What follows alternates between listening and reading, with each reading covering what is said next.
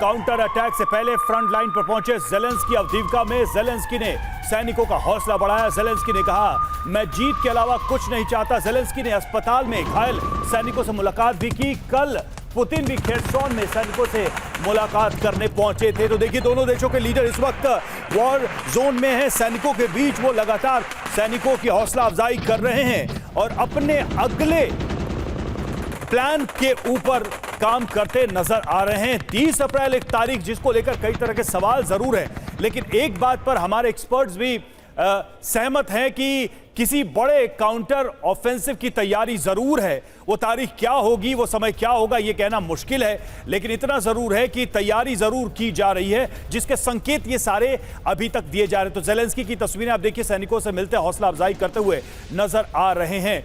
और उधर पुतिन भी वॉर जोन में मौजूद थे और कॉन्फ्लिक्ट जोन में मौजूद थे, सैनिकों के साथ मिले। वहीं दूसरी तरफ ये ज़ेलेंस्की की तस्वीर हम आपको दिखा रहे हैं। तो अवदीवका खेर्सोन की जंग की रणनीति लगातार बन रही है और अगले बड़े मेजर अटैक की तैयारी भी बन रही है। और इस बीच ये नेता पहुंचे हैं और अपने सैनिकों की हौसला अफजाई कर रहे हैं। जल्दी से तस्वीरों के माध्यम से इस स्थिति को समझते हैं। ये देखिए अवदीवका की तस्वीर, जहां पर ज़ेलेंस्की आपको नजर आ रहे होंगे सैनिकों से हाथ मिलाते हुए, उनकी हौसला अफजाई करते हुए और साथ ही उनको एक तरीके से एक मोमेंटो देते हुए।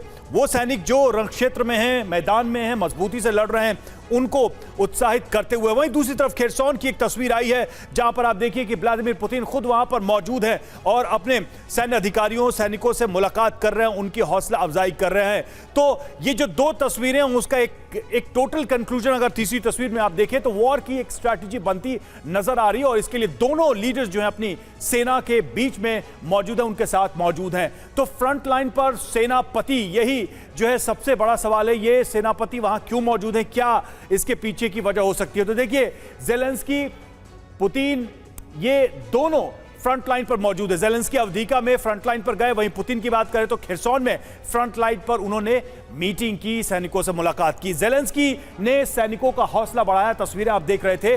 पुतिन जंग की रणनीति पर चर्चा करते वहां नजर आए, स्ट्रैटेजी पर बातचीत करते नजर आए और जंग जीतने का भरोसा दिया है ज़ेलेंस्की ने अपने सैनिकों को। वहीं पुतिन ने कमांडर से मौजूदा हालात पर बात की, जो करंट सिचुएशन है उस पर बात की। सतीश जी, ये जो एक जेस्चर दिख रहा है दोनों लीडर्स का ऐसे वक्त में जब वॉर को लेकर कई तरह की बातें कही जा रही हैं कि अब ये किसी फाइनल एंड की तरफ बढ़ेगा, कोई बड़ा अटैक होगा, इन दोनों की मौजूदगी के सांकेतिक और वास्तविक मतलब क्या है आपकी दृष्टि में? बिल्कुल, देखिए 1 साल 2 महीने हो गए युद्ध के और 1 साल 2 महीने में there are many twist and turns और एप्रीहेंशन। सबसे पहले अगर हम रूस की देखें तो युद्ध के शुरुआत में ही रूस को लगता था कि 15 दिनों में या 1 महीने में मैं इस युद्ध को जीत जाऊंगा।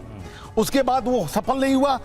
फिर यूक्रेन अमेरिकी मदद से, उसे अमेरिका को लगता था कि आर्थिक स्थिति रूस की बहुत जर्जर हो चुकी है और वो तेल और बाकी तमाम तरीकों से वो टूट जाएगा, तो 2-3 महीने में युद्ध खत्म हो जाएगा।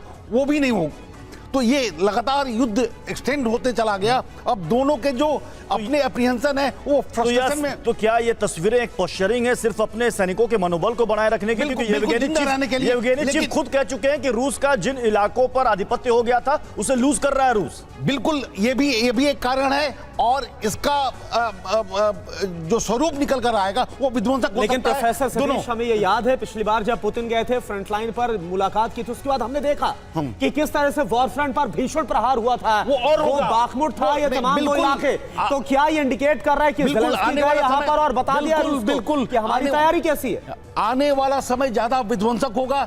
दोनों के अपने अपने एप्रीहेंशन है और दोनों उसी नक्शे कदम आगे बढ़ रहा है। फिनलैंड को नाटो में शामिल किया जाना, वो अमेरिकी नक्शे कदम पर यूक्रेन आगे बढ़ता हुआ चला जा रहा है।